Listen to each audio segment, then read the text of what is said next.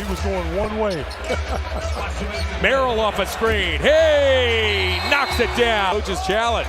The Nuggets simply took too long. Mitchell nails a long two. The Cleveland Cavaliers beat the Denver Nuggets in a game where they really finally controlled the style and tempo for the first time in a while. And this was just one of those games that once again opened up everyone's eyes. Because the Cavs aren't just beating bad teams, now they have a solid resume. They thumped the Warriors, who were red hot at the time. They beat the Celtics, they beat the Knicks, they beat the Bucks back-to-back in 2 games that had wild finishes, and the Bucks have been climbing up the rankings. I think they are now like the 5 seed or something, and they have just straight dominated against the bad teams. In this video, I'm going to talk about how Kenny Atkinson just continues to push the right buttons, and why having Dean Wade back has really opened up the offense and fixed the size problems on the perimeter. And I'm also going to recap that win over the Nuggets, because it was just good basketball all the way around. But before I begin, I would really appreciate it if you would drop a like and subscribe. It only takes 5 seconds, plus you can always change your mind. We are on the road to 40,000 subscribers, and with your support, I believe that we can get there super fast. Alright, so starting off, let's recap the game.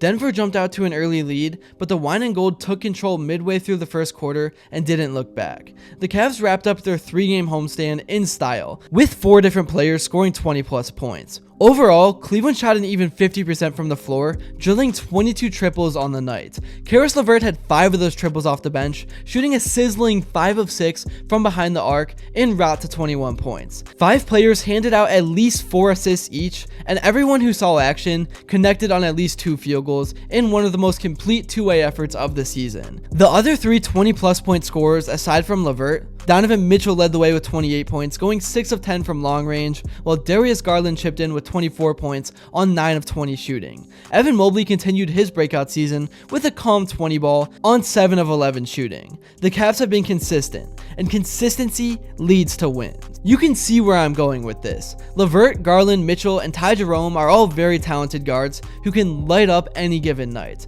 but the Cavs' success doesn't rely on one of them dropping a 50 bomb at all. The consistency across the box score from the Cavaliers has led to win after win, and was the reason they rolled past the Nuggets with such ease. Nobody can beat this team when 4 players are playing this well night in and night out. There hasn't been a single win all year where the Cavs have relied solely on the performance of a singular player. And this has to be terrifying for other NBA teams to see. How does this Cavs team lose in a 7-game series with this level of consistency and production outside of maybe Boston? I just don't see it happening. So what negative things can even be said about the Cavaliers now? They've now beaten the past 2 NBA champions, they've swept the Bucks so far, and they went into the Garden very early in the season and won. The Cavs can't beat real teams agenda has all but vanished. This team is very, very good. Out of their 3 losses, 2 were away in playoff-like atmospheres against the defending champs, and an annoying Atlanta team that somehow plays well against the top 3 teams and then just sucks against everyone else. And then Trae Young simply went off and got away with a very questionable travel late in that first game. The funniest thing about the Hawks is that they have lost to the Wizards twice, the NBA's worst team that is 2-18. Yet they've beaten the Cavs twice, the NBA's best team, at 20-3. Nobody knows why the Hawks are like this, but anyways, 3 very acceptable losses, especially when you're only at 3 through 23 games played. As I mentioned, it's pretty much all positive vibes around the Cavs right now. How can anything negative even be said? Well, medias like Bleacher Report continue to doubt this team, ranking them at number 3 in their latest power rankings. The double standard continues to thrive, with fans blaming the Celtics missing players for their loss to the Cavs in Cleveland last Sunday, despite the Cavs' loss by 3 in Boston being a result of every Cavalier wing being out. A wise man once said, "They hate the greats." I think this saying proves true with this team. The media and fans just continue to hate on and predict the Cavs' downfall, and they simply continue to win. 20-3 is no fluke. Let the media hate, it probably just fuels this team even more. And the chemistry within this core is undeniable. Caris LeVert spoke on how the team is locked in together and what impact first-year head coach Kenny Atkinson has really had on the team. After the big win against Denver, LeVert told the NBA TV crew how he loves how the team has had a few years to develop together, and that everybody knows and understands their roles. There is no jealousy from anyone, and the Cavs are a team. The ball is shared, LeVert comes off the bench and consistently drops 20 points. It's unreal teamwork and chemistry. The Cavs have everything that champions are made of. And back to LeVert, when he's hot, he has one of the biggest impacts of any player in the league. You can tell within the first few minutes of a game if he's gonna have an on or off night. But if he does have an off game, his team is there to pick him up. And if he's on, good luck.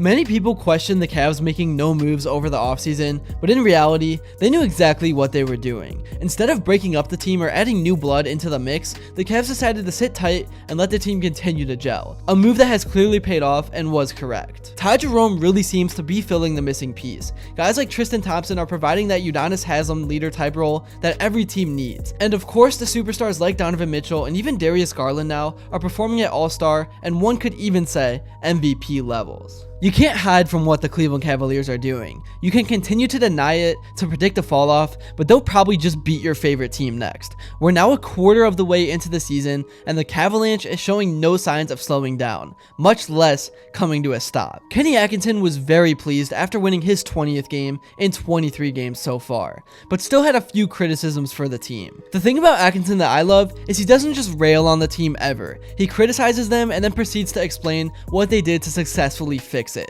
He hinted that he was a little upset about the transition defense, but explained how the team adjusted and fixed it and went on to dominate the rest of the game. His coaching style fits this team of learning, developing, and solidifying stars perfectly, and I don't see anything changing anytime soon. Especially because over the last few days, Ty Jerome was sick, and he's been a big X factor, but the offense didn't slow down at all. Garland and Mitchell completely picked up the slack, and with Sam Merrill finally hitting his threes again, that adds yet another dynamic to the offense. Moving on, Brian Windhorst made an appearance talking about the Cavs, and this is what he had to say. Yeah, I think that is definitely the Cavs' weakness, is their lack of size on the perimeter. And I think you saw the Hawks definitely go after it. I think the Hawks had two things that they did really well.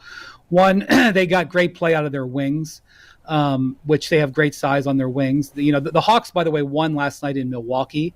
The Hawks have beaten the Cavs twice, one in Boston and one in Milwaukee in like the last 2 weeks. That is a better team than their record. And one of the reasons is because they have great size at the wings.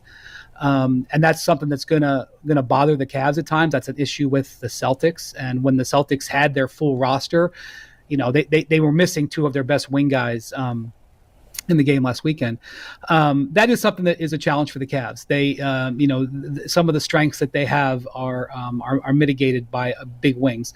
I have a big problem with this take. The Cavs were missing all of their wings in Boston. Why is everyone forgetting that? When the Celtics are down a few guys, all of a sudden it doesn't count when they lose, but then when the Cavs are down every single perimeter defender in the roster, it just doesn't matter. The Celtics are better because they won. And also, as I always mention when I talk about that first game against the Celtics, Darius Garland literally shot a tour date, and the Cavs still only lost by 3. So I'm not really concerned at all to this point. I do know Boston's super talented, they're going to be a lot to handle, but I don't know why people are acting like the Cavs aren't on the same level as them, because they are. So overall, I think you get the point. The Cavs have been red hot, and it's ridiculous how the media and fans continue to disrespect them. It's getting to a point where the question needs to be asked: how many more teams do the Cavs have to beat before getting their flowers? Let me know what you guys think in the comments below. That's really all I have to say for this video. Thank you all so much if you made it to this point, and if you enjoyed and haven't yet, please be sure to drop a like and subscribe, because your support truly does mean the world. And also, let me know what you would like to see next, and until then, I will see you all later.